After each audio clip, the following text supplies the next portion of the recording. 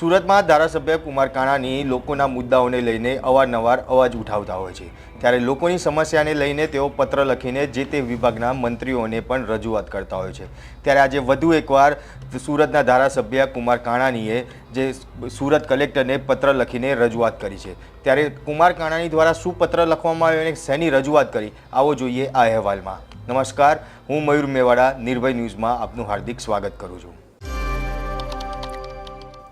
સુરતમાં કુમાર કાણાની દ્વારા કલેક્ટરને પત્ર લખવામાં આવ્યો છે, જેની અંદર જણાવવામાં આવ્યું છે કે ધોરણ 10 અને 12નું જે પરિણામ આવેલ છે તેના વિદ્યાર્થીઓને આગળના અભ્યાસ માટે એડમિશન મેળવવા માટે ફોર્મની ભરવાની પ્રક્રિયા નિયત સમય મર્યાદામાં કરવામાં હોય છે, જેના માટે વિદ્યાર્થીઓને જાતિનું પ્રમાણપત્ર તેમજ આવકના દાખલાની જરૂર ઊભી થતી હોય છે।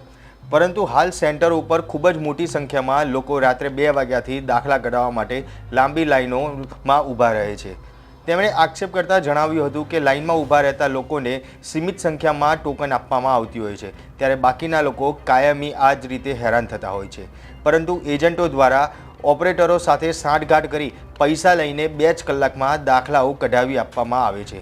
ત્યારે કુમાર કાણાનીનું કહેવું છે કે દર વર્ષે ધોરણ 10 અને 12નું પરિણામ આવે પછી આવી પરિસ્થિતિ ઊભી થાય છે, જેને બોધપાઠ લઈ ધોરણ 10 અને 12નું પરિણામ જાહેર થયા પહેલાં વિદ્યાર્થીઓને સમયસર દાખલાઓ મળી રહે તેના માટે તંત્ર દ્વારા અગાઉથી જ વૈકલ્પિક વ્યવસ્થા કરવી જોઈએ એવી માંગણી કરવામાં આવી છે।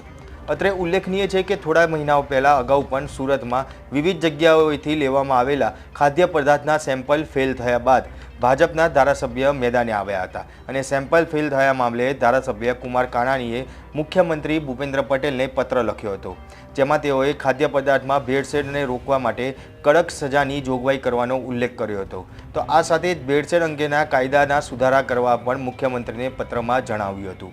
ત્યારે ફરી એકવાર આજે કુમાર કાણાનીએ કલેક્ટરને પત્ર લખીને જે કહેવાય કે એક વિવાદ છે તે ફરી ઊભો થયો છે અને ખાસ કુમાર કાણાની જે છે તે લોકોના પ્રશ્નોને લઈને અવારનવાર સવાલ ઉઠાવતા હોય છે, ત્યારે આજે વધુ એકવાર તેમણે કલેક્ટરને પત્ર લખી સવાલ ઊભો કર્યો છે। ત્યારે અમારો અહેવાલ આપને આ કેવો લાગ્યો એ કોમેન્ટ બોક્સમાં જરૂરથી જણાવજો અને અમારી નિર્ભય ન્યૂઝ ચેનલને શેર, લાઇક અને સબસ્ક્રાઈબ કરવાનું ભૂલશો નહીં। આભાર।